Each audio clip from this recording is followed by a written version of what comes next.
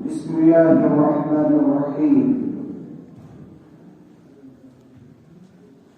إن النفس لأمارة بالسوء صدق الله العظيم وصدق رسوله النبي الأمين المكين المتين الكريم حضرات محترم رفیقان ملت دینی ملی مذہبی سنی برادران السلام علیکم ورحمۃ اللہ وبرکاتہ۔ آئیے کچھ عرض و معروض سے پیش کر رسول باوقار علیہ السلام تسلیم کی مقدس بارگاہ میں درود و سلام کا نذرانہ عقیدت و محبت کے ساتھ پیش کر لیتے ہیں۔ اللہم صلی علی سیدنا شفیعنا مولانا محمد وبارک وسلم صلی علیہ السلام علیہ یا رسول اللہ صلی اللہ علیہ وآلہ وسلم۔ قرآن مقدس کے اندر اللہ تبارک و تعالی نے ارشاد فرمایا ان النفس لامارۃ بالسوء کہ بے شک نفس برائیوں کا حکم دیتا ہے۔ آج کی اس مقدس دن میں ہم بتائیں گے آپ کو کہ نفس کل کتنے کوالٹی کے ہوتے ہیں، اس کی کتنی قسمیں ہیں۔ اس تعلق سے ہم آپ کی بارگاہ میں کچھ دینی مذہبی باتیں پیش کرنے کا ارادہ رکھتے ہیں۔ نفوس کے تعلق سے بتایا گیا کہ کل اس کی 6 قسمیں ہیں اور ان 6 کے کام الگ الگ ہیں۔ سب سے پہلی چیز وہ ہے نفس امارہ۔ نفس امارہ کس کو کہتے ہیں؟ نفس امارہ بولتے ہیں اسے کہا جاتا ہے جو انسان کو برائیوں کا حکم دیتا ہے، گناہوں پر برانگیختہ کرتا ہے، گناہوں پر اسے ابھارتا ہے۔ مثلا کبھی آپ ناراضگی میں آ گئے، اپنے والد محترم کو آپ نے گالی دے دی، ماں کو آپ نے برا بھلا کہہ دیا، بڑے بھائی کی عزت کرنے کے بجائے آپ نے ان کے ساتھ میں بدتمیزی کر دی، اپنے بڑوں کے تعظیم و تکریم کرنی تھی تو آپ نے بدتمیزی کے ساتھ ان کے ساتھ سلوک کیا۔ اسی طرح سے کبھی آپ نے کسی کے مال کو چورا لیا، کسی کو گالی دے دی، کسی کو برا بھلا کہہ دیا۔ آپ کو اپنے گھر میں اور باہر بھی محبت و شفقت کے ساتھ آپ کو پیش آنا تھا تو آپ نے وہاں پر بدتمیزی کے ساتھ آپ نے پیش آیا۔ تو اس طرح سے برائیوں کا حکم دینے والا جو نفس ہے، اس نفس کو قرآن نے کہا نفس امارہ۔ اس کا تذکرہ قرآن مقدس کے اندر آیا جو میں نے آپ کو 2 مرتبہ پڑھ کر بتایا۔ ایک نفس کیا ہے؟ ایک دوسرا نفس ہے نفس لوامہ۔ اس کی کارکردگی ہے کیا؟ یہ کام کیا کرتا ہے؟ اس کے ذمہ کون سی ذمہ داری ہے؟ تو نفس امارہ کی ذمہ داری یہ ہے کہ جب آپ گناہ کر بیٹھتے ہیں تو آپ کو اپنے گناہوں پر پچھتاوا ہوتا ہے۔ کبھی آپ دیکھتے ہوں گے کسی کے ساتھ آپ نے بدتمیزی کری، مثلا والد محترم کو آپ نے گالی دے دی، بڑے بھائی کے ساتھ بدتمیزی کے ساتھ آپ نے سلوک کیا، تو پھر بعد میں اپنے کیے ہوئے پر آپ شرمندہ ہوتے ہیں، سوچتے ہیں میں نے بہت برا کیا، ہم نے والد محترم کی تعظیم کرنی تھی، بڑے بھائی کے ساتھ شرافت کے ساتھ پیش آنا تھا، تو ہم نے انہیں بدتمیزی کے ساتھ ان کے ساتھ سلوک کیا، انہیں برا بھلا کہا، تو اپنے کیے ہوئے پر پھر پچھتاوا ہوتا ہے۔ یہ کام آپ کو نفس لوامہ کرتا ہے۔ کہ پھر اپنے آپ کے اوپر ہم ملامت کرتے ہیں، شرمندہ ہوتے ہیں، اس نفس کو کہا جاتا ہے نفس لوامہ۔ اس کا بھی تذکرہ قرآن مقدس کے اندر آیا کہ وَلَا أُقْسِمُ بِالنَّفْسِ اللَّوَّامَةِ، ایک تیسری قسم اس کی نفس کی، تیسری قسم ہے نفس کی نفس ملہمہ۔ نفس ملہمہ اس کی کارکردگی کیا ہے؟ تو اس کا معاملہ یہ ہوا کہ اسے برائیوں کا اور بھلائیوں کا حکم ہوتا ہے۔ اس کا کام ہوتا ہے برائیوں، کبھی برا کروا دینا اور کبھی اچھا کروا دینا۔ اس کا بھی تذکرہ قرآن مقدس کے اندر آیا۔ اللہ تبارک و تعالیٰ نے ارشاد فرمایا فَأَلْهَمَهَا فُجُورَهَا وَتَقْوَاهَا، کہ اس نفس کو کبھی برائی تو کبھی اچھائی، کبھی آپ کے دل میں یہ سوچ آئے کہ ہمیں موت، ہم تو دن بدن موت کے قریب ہوتے جا رہے ہیں۔ کبھی آپ کسی کی میت کو آپ دیکھ لیتے ہیں، کبھی آپ جنازہ دیکھ لیتے ہیں، لاش دیکھ لیتے ہیں، تو پھر اپنی موت کا تصور آپ کے دل میں ہوتا ہے۔ پھر آپ اپنے آپ کو فیصلہ ہوتا ہے ہمیں نیکی کرنے کی ضرورت ہے، ہمیں اچھائی کرنا چاہیے تھا۔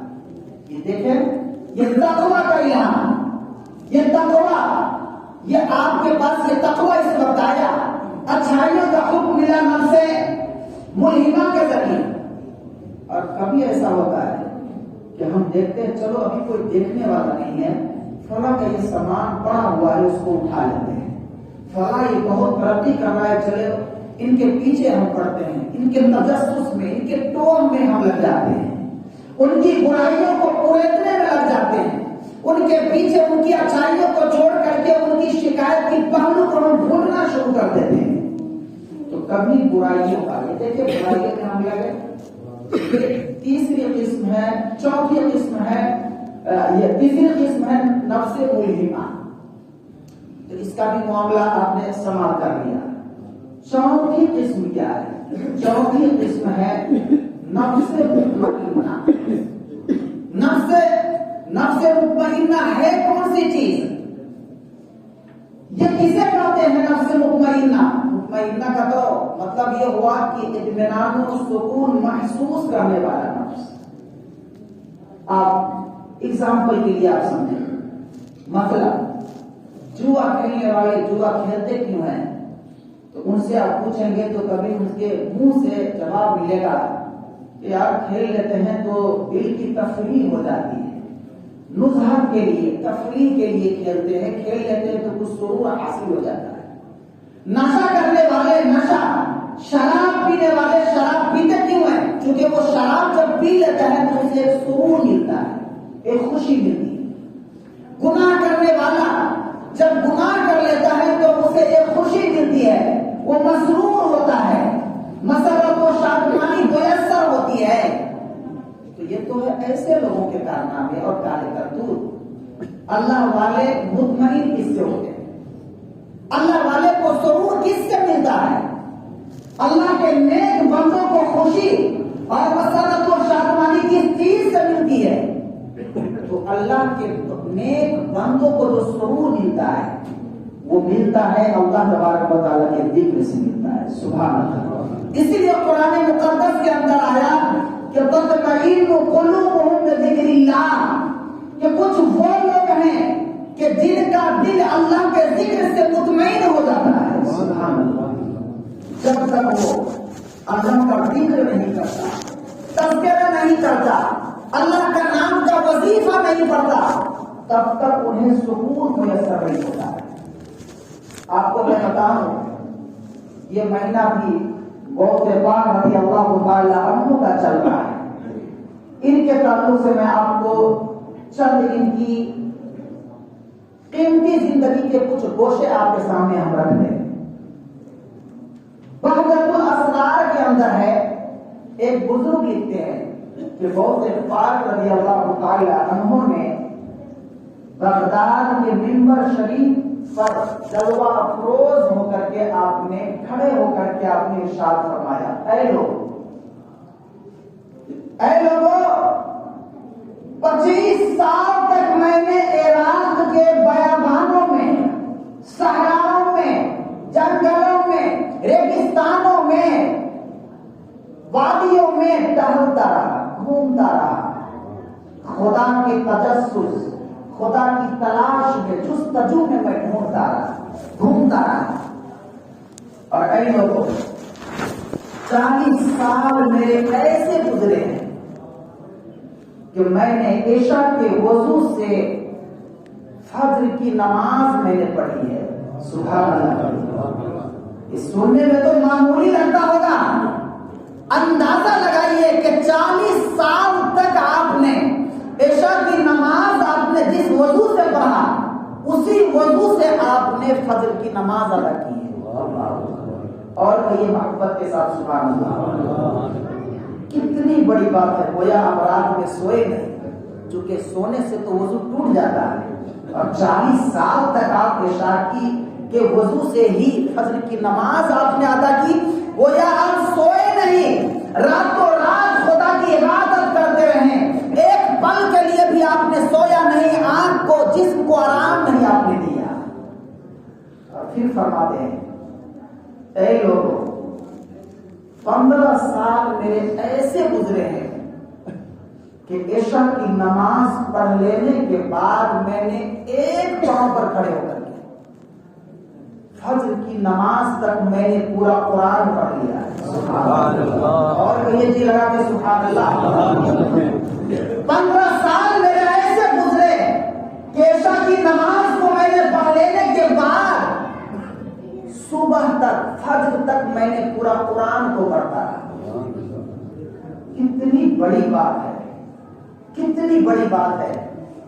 یہ اللہ والے ہیں کہ جن کو سکون میسر ہوتا ہے تو اللہ کے ذکر سے۔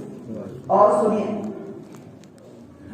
غوث پاک رضی اللہ تعالیٰ عنہ نے اسی منبر سے آپ نے اعلان کیا تھا اور آپ نے بتایا ہے لوگوں، جب میں قرآن مقدس کی تلاوت کرنے کے بعد میں عبادت کے لیے بالا خانہ پر دوسری منزل پر میں نے جانے کا ارادہ کیا، اور میں جب چلا تو جب میں زینہ پہ قدم رکھا تو جیسے ہی ایک اسٹیپ پر میں نے قدم رکھا تو نفس نے کہا اے عبدالقادر کچھ تو رحم کر لے، اے عبدالقادر کچھ تو آرام کر لے۔ آپ فرماتے ہیں جیسے ہی میرے نفس نے یہ کہا کہ عبدالقادر بہت زیادہ عبادت کرتے ہو، قرآن مقدس کی تلاوت کرتے ہو، کچھ تو اپنے اوپر آرام کو رکھ، کچھ تو اپنے آپ کو آرام کو پہنچا۔ آپ فرماتے ہیں جس اسٹیپ پر میں تھا، آواز جیسی ہی نفس نے لگائی، میں فوراً اسی وقت اسی اسٹیپ پر کھڑا ہو گیا، اور کھڑے ہو کر کے ایک ہی پاؤں پر کھڑے ہو کر کے جب تک میں پورا قرآن نہیں پڑھا اس سے آگے نہیں بڑھا۔ آج آپ اپنی عبادتوں کا اندازہ لگائیے، آپ کتنی عبادتیں کرتے ہیں، آپ خدا کی عبادتیں کتنی کرتے ہیں۔ ہم کہتے غوث پاک کی عبادت و ریاضت کے سامنے آپ پرسنٹیج نکالے اگر تو شاید کہ 1% بھی آپ کی عبادت ان کی عبادت کے مقابلے میں آ سکے، لیکن غوث پاک کا نعرہ ہم بہت زور سے لگاتے ہیں، غوث پاک کو ہم تو زبان سے خوب ادا کرتے ہیں، محبت دکھلاتے ہیں۔ یہ محبت کارگر نہیں ہے کہ زبان سے کچھ اور محبت کا پیمانے، محبت کے پیمانے سے ہم بارش محبت برسائے، لیکن ہمارے کارنامے تو کالے ہو، ہمارے کرتوت تو برے ہو۔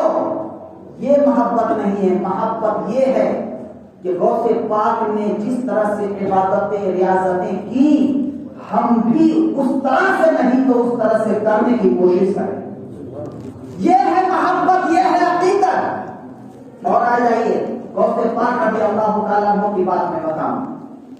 غوث پاک کے بارے میں آپ کو معلوم ہے کہ جب ماں نے پڑھنے کے لیے انہیں بھیجا تو 40 درہم دی تھی، نہ صرف 40 درہم، کپڑے کا جھولا سیل کر کے بیٹا کو دیا، بولی بیٹا جھوٹ کبھی مت بولنا، علم دین سیکھنے کے لیے جا رہے ہیں، 40 درہم صرف ملا اور گئے تو جاتے وقت ان کی ماں نے کہا کہ بیٹا جھوٹ مت بولنا کبھی. راستے میں گئے, جب ڈاکو سے ملاقات ہوئی تو بولے کیا ہے اس میں, تو بتایا 40 درہم. چور کو تو حیرت, وہ ڈاکو کو تو حیرت ہوئی کہ عجیب بات ہے, کسی کے پاس پیسہ ہو تو وہ تو چھپاتا ہے, اس کا مطلب نہیں ایسے ہی بول رہا ہے. تو چیک کرنا شروع کر دے تو دیکھے واقعی میں 40 ہے. پھر وہ اپنے سردار کے پاس لے گیا, کہا کہ اس بچے سے ہم نے تو چلتے چلتے یوں ہی پوچھ لیا تھا کہ تمہارے پاس کیا ہے, پیسے ہیں, تو انہوں نے فوراً بتا دیا 40 درہم. پھر یہ منظر آیا. حاصل یہ میں بتانا چاہ رہا ہوں اس سے کہ آپ یہاں پر غور کریں, غوث پاک ابھی 55 میں ہے, عمر زیادہ نہیں ہوئی ہے, تعلیم اور ایجوکیشن حاصل کرنے کے لیے جا رہے ہیں. آپ نے جھوٹ نہیں بولا. آپ کو یہ بھی پتا ہوگا کہ غوث پاک رضی اللہ تعالیٰ عنہ کے والد محترم عبداللہ سومنی, ان کا معاملہ یہ بہت مشہور ہے جو آپ سن چکے ہیں کہ آپ ایک ندی سے آپ کھا لیے تھے, سیب بھی نہ کھائے تھے, لیکن بعد میں افسوس ہوا کہ اس کا کوئی نہ کوئی مالک تو ہوگا ضرور. میں نے بہت غلط کی, بہت برا کیا, تو آپ اپنے اسی کے کنارے چلے گئے وہاں بات کر. انہوں نے چند شرائطیں رکھی, اسی میں رکھا کہ تمہیں باغ کا نگہبان بن کر کے اتنے سالوں تک تمہیں رہنا ہے. آپ قبول بھی کر لی کہ چلو اتنا کچھ کرنے کے بعد کم سے کم معاف تو کر دے گا, گناہ تو میرے اوپر سے ہٹ جائے گا. ایک مرتبہ انہوں نے آزمائش میں ڈالا, کہا کہ آپ باغ میں چلے جاؤ اور سیب توڑ کر کے لے آؤ. سیب کا لانے کے لیے تو کچا سیب نکل کے آیا. مالی کے باغ نے کہا کہ تم اتنے سالوں تک باغ کے دیکھ ریکھ میں رہے, نگہبان بن کر کے رہے, لیکن آج تک تمہیں پتہ نہیں چل سکا کہ کچا سیب کون سا ہوتا ہے اور پکا کون سا ہوتا ہے, اس کی پہچان کیا ہے, آج تک نہیں پہچان سکے. تو غوث پاک کے والد محترم نے ارشاد فرمایا کہ میں نے واقعی میں اس کی نگہبانی تو کی ہے, لیکن کبھی بھی میں نے نظر اٹھا کر کے اس کے پھلوں کے اوپر نہیں ڈالا, اس لیے مجھے پتہ نہیں چل سکا, امتیاز نہیں ہو سکا ہے کہ کچا کون سا ہوگا اور پکا ہوا کون سا ہوگا. ظاہر سی بات ہے, والد جب ویسے ہو تو بیٹا غوث اعظم ہی نہ ہوگا.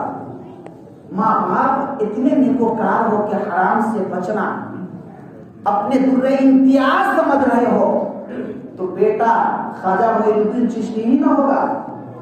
باپ ماں اگر والدین نیکوکار ہو تو بیٹا اپنے وقت کا زبردست بولیے کامل ہی نہ ہوگا.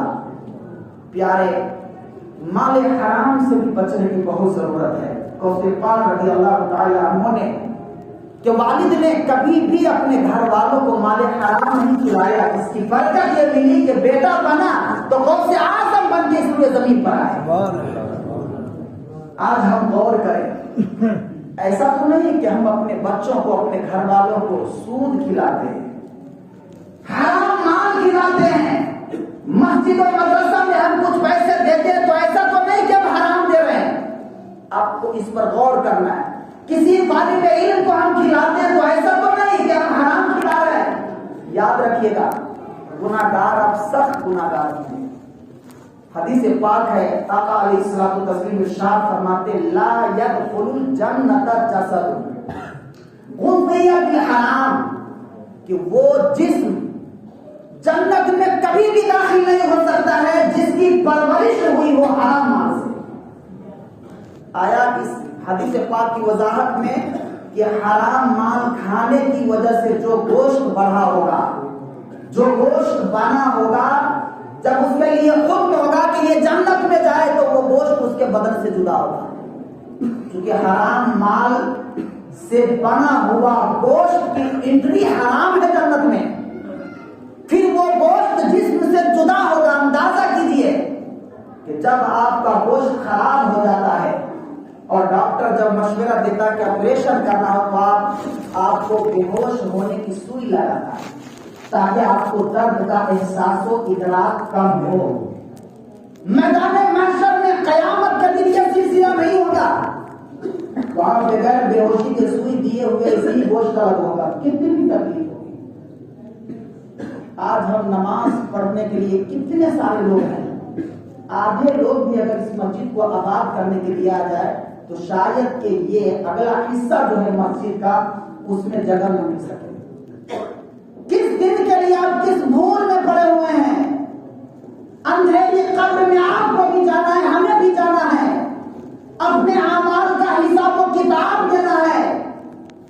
جس قبر کے اس اندھیری قبر کا سلوک آپ کو دیکھیے کہ گناہگار جب ہوگا تو قبر کا سلوک اتنا خطرناک ہوگا کہ ادھر کے پسلی کو اس سائڈ اور ادھر کے اس سائڈ کتنی تکلیف ہوگی، کس قدر درد و کرب کے ساتھ وہ آپ کو گزارنا پڑے گا، کس طرح سے کرب و بلا کے ساتھ آپ کو گزارنا پڑے گا۔ کبھی آپ نے تخمینہ کیا؟ کبھی آپ نے اس پر غور و خوض کیا؟ نہیں۔ یاد رکھیے آپ کے ساتھ میں صرف آپ کی نیکی جائے گی، اچھائیاں جائے گی۔ مسجد کو آباد کیجیے، خدا سے دوری مت اختیار کیجیے۔ کوئی آپ کا مددگار نہیں بن سکے گا جب تک کہ آپ کے اعمال اچھے نہ ہو۔ آپ خود کو بہتر بنائیے، کمی ہوگی، دیگر جو شمارسین ہیں آپ کے اس سے آپ کا کام چلے گا۔ آپ کو عبادت کرنے کی ضرورت ہے، اسی نیکی کی دعوت کے لیے آپ کی مسجد میں قافلہ آیا ہے، چند لوگوں پر مشتمل جو حقیقت میں مہمان رسول ہیں، طالب علم ہیں۔ یہ طالبین ہیں جو علوم نبویہ کو طلب کرنے والے ہیں، رسول پاک علیہ الصلوۃ والتسلیم کے ایجوکیشن کو اپنے سینے میں لے کر کے آپ تک پہنچانے کے لیے آئے۔ آپ ان کی نیکی کی دعوت پر ناراض نہ ہوں گے۔ مجھے خبر ملتی رہتی ہے کہ کچھ لوگ ناراض ہو جاتے رہتے ہیں کہ وہ ٹائم لے لیتے ہیں۔ نہیں پیارے، اگر آپ کے ایمرجنسی ہے آپ کے ساتھ تو آپ چلے جائیں، لیکن ناراض نہ ہو۔ پتہ نہیں اس مہمان رسول کے بیان میں بیٹھنے کے سب کے طفیل میں آپ کے اس اعمال کو قبول فرما لے اللہ، آپ کے اس نیک عمل کو قبول فرما لے۔ اور جہاں تک ہو سکے آپ کو میں بتاؤں کہ طلبہ کے لیے، علوم نبویہ کے سیکھنے والوں کے لیے حضور کی حدیث ہے کہ یہ مہمان رسول وہ ہیں کہ جب یہ نکلتے ہیں تو رحمت کے فرشتے اس کے لیے پر بچھا دیتے ہیں۔ سبحان اللہ۔ تو جب یہ مہمان رسول ہے تو مہمان رسول کی ضیافت ہونی چاہیے کہ نہیں؟ ہمیں چاہیے کہ ہم اپنے یہاں جو استطاعت مند ہیں رکھتے ہیں، اللہ نے دی ہے، تو آپ بھی ان کو کھلانے پلانے کا بندوبست کر لیں کہ آج میرے یہاں ایک ٹائم میرے یہاں کھا لیں گے، کھانا ٹائم آپ میرے یہاں کھائیں گے۔ اس طرح سے بھی آپ سوچ بنائیں، چونکہ آپ سے یہ اجرت لینے کے لیے نہیں آئے